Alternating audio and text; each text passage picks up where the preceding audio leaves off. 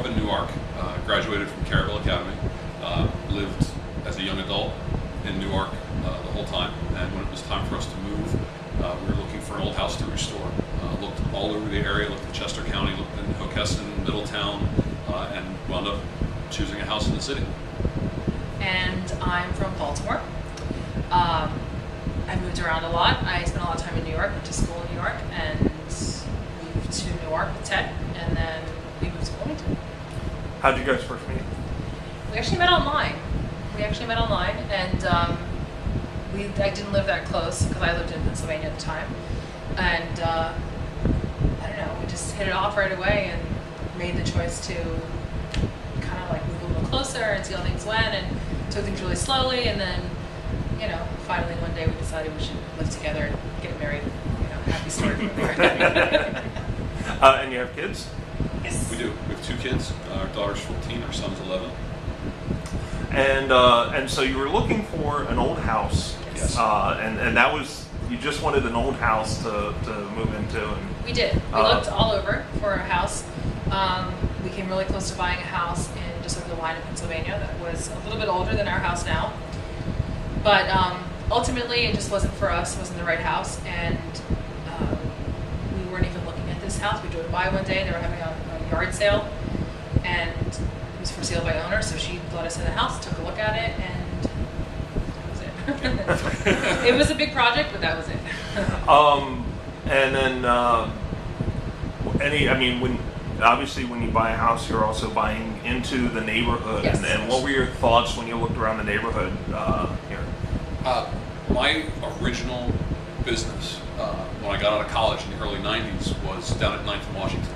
And so I had driven through this neighborhood for years and years, and knew it was a nice neighborhood from the view on Baynard going out of the city, but didn't really know anything about what was around it. And so we came back, drove through the neighborhood a lot of times, a lot of different times a day.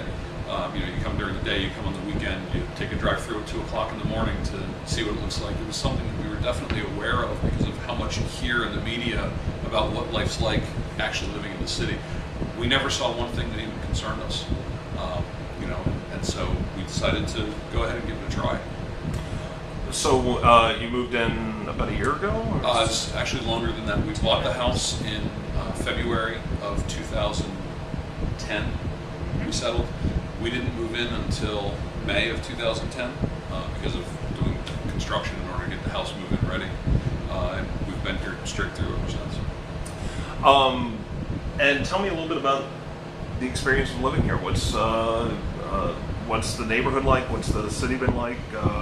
Good, bad, indifferent, whatever? It has been a 100% positive experience all the way around. We haven't had any problems at all. We've never had a break-in, we've never had vandalism, we've never had security issues, we've never felt unsafe. Our kids play in our yard and they have friends around the neighborhood. Our community is extremely involved and invested in just making sure that people have a good quality of life here, I think. I would recommend the Triangle neighborhood to anybody. It's good for young single people. It's good for people with families. Everyone is nice. We've really just never had any negative experience here whatsoever. Tell me about the Yahoo group that's been created. The TNA neighborhood, the Triangle neighborhood, has a Yahoo group. It's an email group, and it's a really good resource. If you have a missing dog or cat, people let you know they found one or you're missing one. We have a really involved, social activities. There's neighborhood happy hours. There's community yard sales. There's community cleanup projects. The community maintains various gardens in the city around us, which is really nice. We help out with food drives at Hanover. It's a great resource just to be connected to your neighbors. If there's a problem, we get alerted to it really quickly. The city uses it to communicate with us about any city news that's going on whatsoever. But also, if there's a change in a trash schedule or something like that for a holiday, we get that kind of messages. Which is Or if really there was police activity for some reason, we'll have emails explaining what's going on while it's still happening. The neighborhood officers that we have, they're great. They give us their cell phone numbers. We can call them for anything. They're always available to us. They come to the meetings, our neighborhood meetings. They report crime statistics if we have crimes that go on or anything like that. And the really nice thing that they do is, because we live so close to the hospital, we were concerned that, we didn't want to be awakened in the middle of the night, or our kids, with sirens going off all the time. But literally, when the ambulance or police officer gets to 18th Street, they turn their sirens off, and they don't turn them on again until we get to Concord. And it's like the whole neighborhood is totally quiet. It's really, really nice. How do your kids like it here? I think they love it. I mean, when we lived in Newark, they really didn't have a lot of neighborhood friends. But here, I mean, they have, every one of our neighbors around us has kids, and they're all kind of in the same age group. And so it's really nice to see them play, and they go to each other's houses, they come over here. It's really, really nice. Can you interrupt that? Sorry, you were saying. Friends, family, when you said you're moving into Wilmington, what was their response? Well, I would say our family's always supportive of choices we make because they love us, but I would say it was a pretty negative response. They were kind of like, why would you want to live in the city? We still have friends even now who will tell us that we're not coming to the city. Like, sorry, we're not going to come to your house because we're not coming to the city. And which is really disappointing because it's a great neighborhood. It's safer than our neighborhood in Newark was. Not that Newark's so bad or anything, but there's no reason to not come here. It's just another neighborhood like any other. And they're lost kind of thing, because there's so many great activities that we do in the city that's even outside of our neighborhood. The revitalization they've done on Market Street it's beautiful. I mean, it just looks nice. All the businesses are down there. There's great restaurants. There's lots of activities. We do the art loop every month, which is a lot of fun. Our kids like the art loop, which is unheard of. We're really involved. We like to go to the art museum.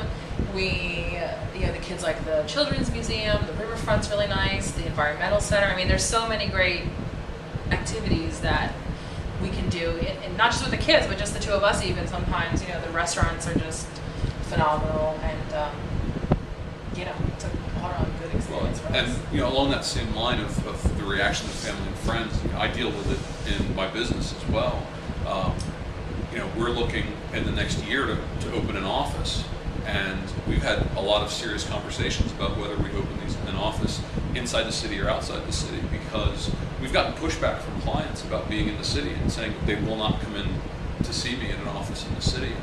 We've come to the decision within probably the last month that, we live here, we raise our family here, it's going to be a city firm, and we're going to find space in the city, and those clients who aren't comfortable enough to come in, we'll have to go see them in their homes.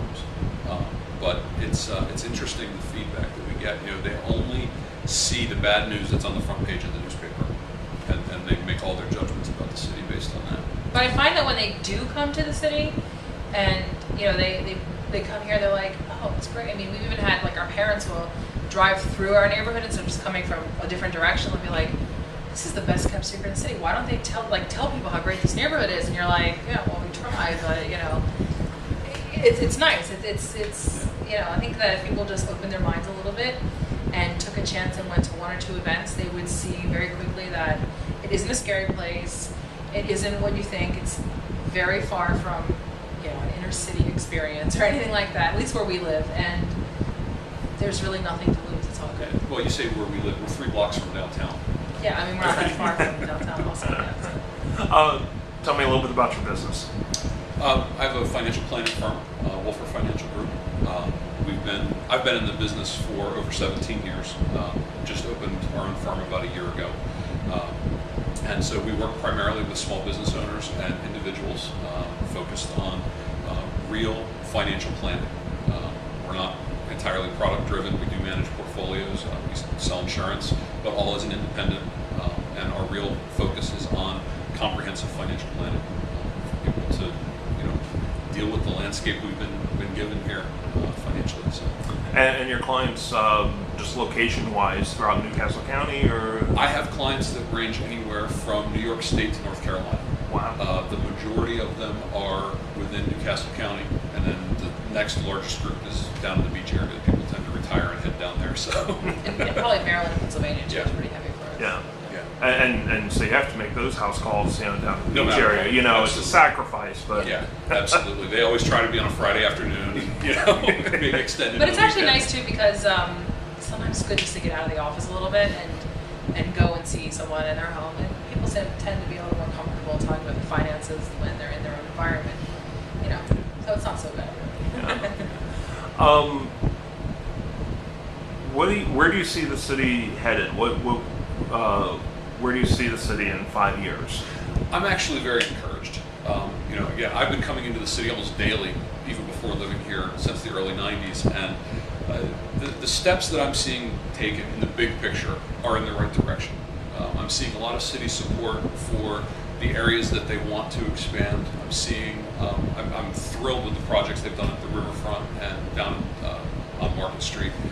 I think that the biggest challenge for the city has been and probably continues to be getting all the people who come in here to work every day to realize that they can come in here after 5 o'clock also. And I think a lot of the work, especially on Market Street, is really going to help out with that, because as there are more and more events, more and more good restaurants, opening up the Queen, giving another venue for nighttime arts activities, all those things are going to really help with getting people to realize that Wilmington doesn't have to be this pariah that we have to avoid as soon as the sun goes down. And I just hope that they're able to continue with that. If they can continue on that same trajectory, of redeveloping some of the areas that have become run down, not in the last 5 years, but in the last 50 years, that's really going to be a step in the right direction in order to revitalize that, because people will start to pay attention to living where they work, living where they entertain themselves. The more they can do that. So I'm very encouraged. And I see a lot of infrastructure work going on around us. That's only a good thing. So. And finally, tell us a little bit about this house, the reason that you came here.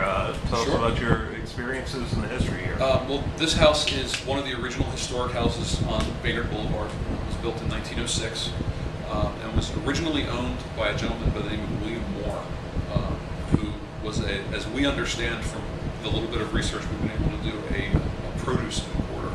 I'm assuming his imports were mostly from the southern part of the state. And the house passed through several owners, but ultimately was owned by one family from the mid-1940s until the early 2000s. And so the house had not had a lot of updates done during that time period, which means that there were a lot of original features still here. Original windows, original floors, original heat, original fireplaces that are still working. Original electrical system. Original electrical system, some things not so good that they're still original.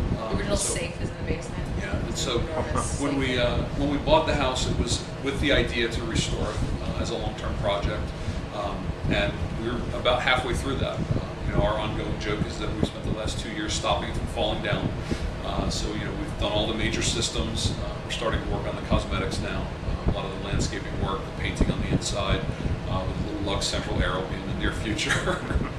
But the design has always been as a long-term project. We were looking for something like that, and we've been thrilled with it. As far as the house itself is concerned, it's built in a manner that you're not going to find anywhere else. Huge pocket doors, brick foundation supports, stone foundation outside. The exterior walls are 2 bricks thick. This thing's not going anywhere. And it's also nice, I think, features too beyond the construction. Just we love that we have 5 stained glass windows. One of them's a huge bay window that's actually featured for our neighborhood. With the pocket doors we fell in love with when we saw the house. Things like that. The giant windows, tall rooms with the tall ceilings. Just the detail. I think that the craftsmanship, I guess, really was a huge turn on for us to buy this house.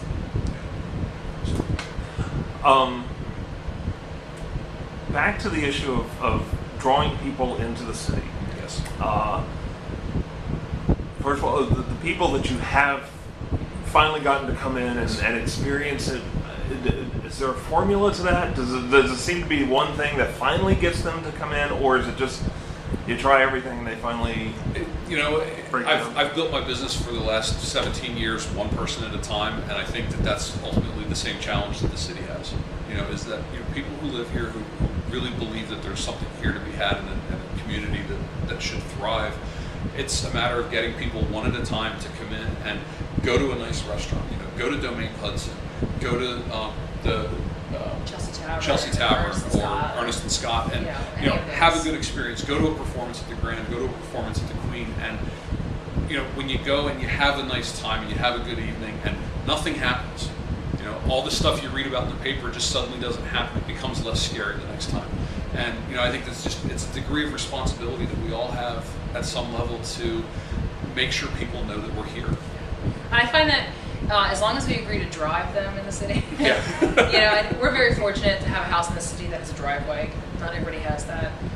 Not that we have any issue parking or any problems at all, because our neighbors don't have driveways and they don't have a problem. So, but if we offer to let them park their car in the driveway and we drive them to the place that we're going to, they're usually like, oh, we'll check anything out. And once they get there, it's a good experience and they have a good time, and they think about it in the future. And that's a good thing. It's a really good thing. So, yeah. Fantastic. Anything else, Dad? I don't think so. I just think the overall message is the city's a great place to live, to work, to play.